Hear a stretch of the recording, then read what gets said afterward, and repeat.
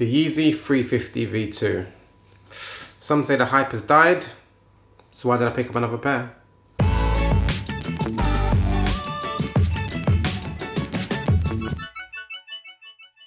What's good guys, Ash Bash back again with another video. Again, salute to all the new subscribers, hit that bell icon. And if you're not a subscriber, hit the subscribe button now, why not? But anywho, yeah, so I'm back again with another Yeezy 350 V2 review. And I believe this is the 5th review on this channel for a pair of Yeezy 350 V2s.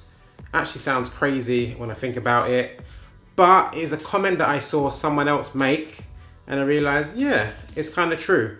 Like, people are saying, oh my god, another Yeezy 350 V2. How many colorways are they going to put out? This is getting ridiculous now. It's boring now. Well, if it's boring, don't buy it. Very simple as that. And also, Jordan do it all the time. There's a million Jordan 1 colorways.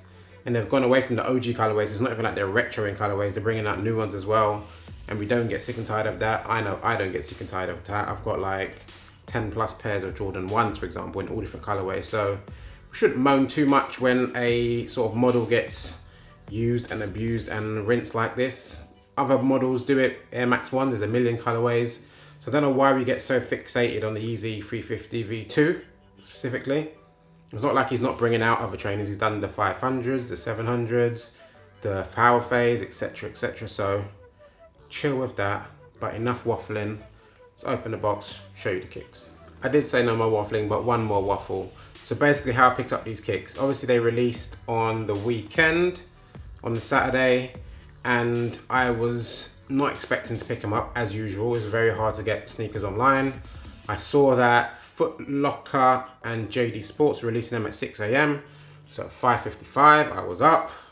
By 6:03, I'd actually copped them and I was like, no ways that actually happened. I didn't think it would actually properly go through. So shocked when it went through. Then I didn't get a confirmation email for ages. Then I got confirmation that it was through and I was like, good. Then I got no shipping info for ages, but they're in my possession, so it's all good. No panic. Salute to Foot Locker, salute to everyone else that managed to cop on there as well. But let's open these 350s up. So they come in your standard Yeezy 350 box. If you've never seen it before, so there's 350 there. Boost on this side. Information on there. And on the box itself, it says Yeezy Boost 350 V2.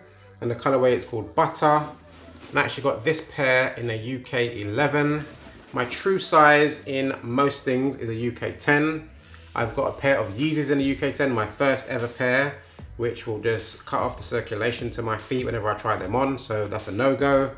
My other 3 pairs are in a 10.5, because after the UK 10 I figured, okay, at least half a size will fit me better. So I've done that, but even then, on those pairs I have to take out the inner sole to fit them properly, so I've gone up a full size now for a UK 11. So if this don't fit me, I don't know what my UK size is for Yeezys. So just in case you want to do a legit check, this is how it comes in this paper wrapped up like this. And whoa, wow, okay. I kind of like that. I more than kind of like that. Take out the pair without the tags. Yeah, these are nice. So, boom. Pair of the kicks. And as you can see, they are super bright. So let's turn on the light just a little bit so you can see it. Quick cut. Hopefully that's a little bit better for you guys that you can see it.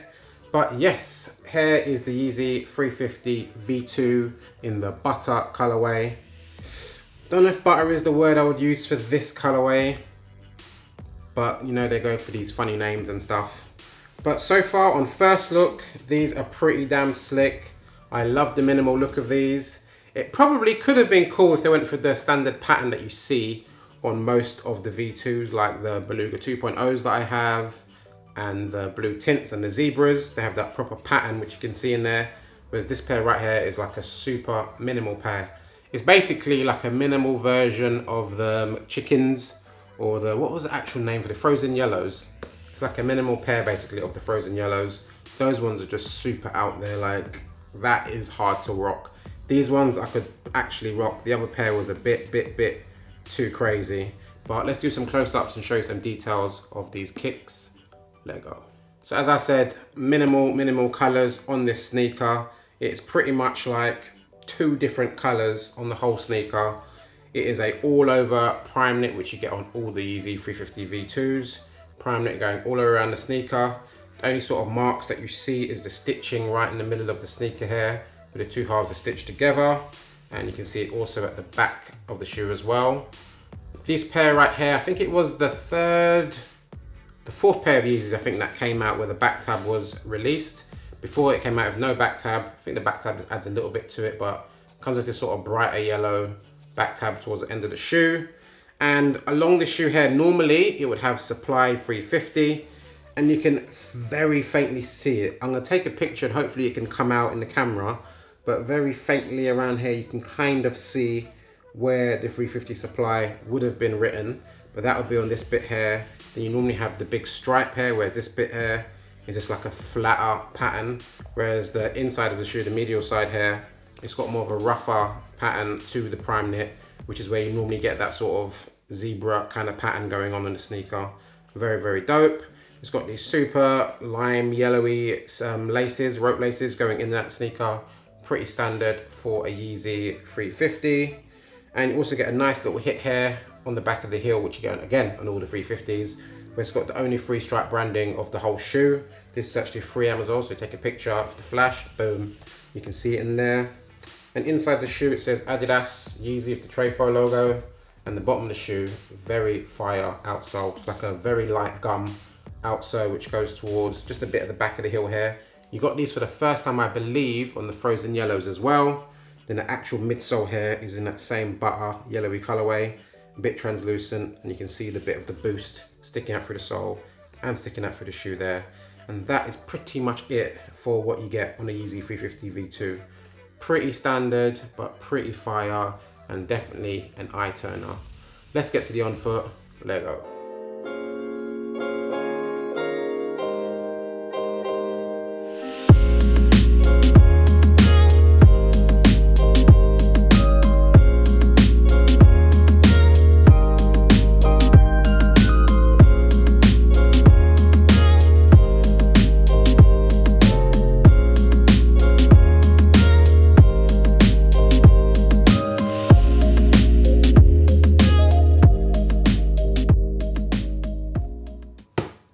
And we're back. So that was a quick look at the Yeezy 350 V2 Butter on feet. Tell me what you think. They look fire, did not look fire? Do you think these are trash? Give me your opinions.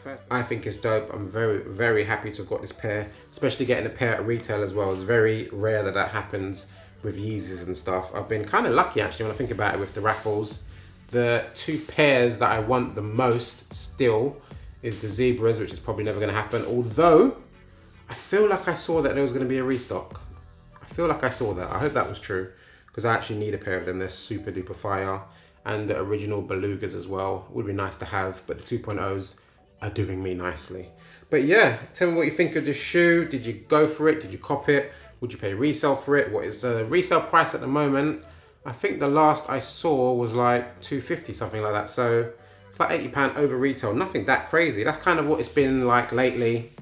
And they had a list on the Yeezy Mafia page of the rarity of the Yeezys, and I believe these were like 2nd or 3rd most popular. So these were definitely easy cop for a lot of people. I know a lot of people actually ended up getting these. So if you got a pair, salute to you. If you didn't get a pair, I'm sure you can get a pair for a reasonable price, if not trade or something like that.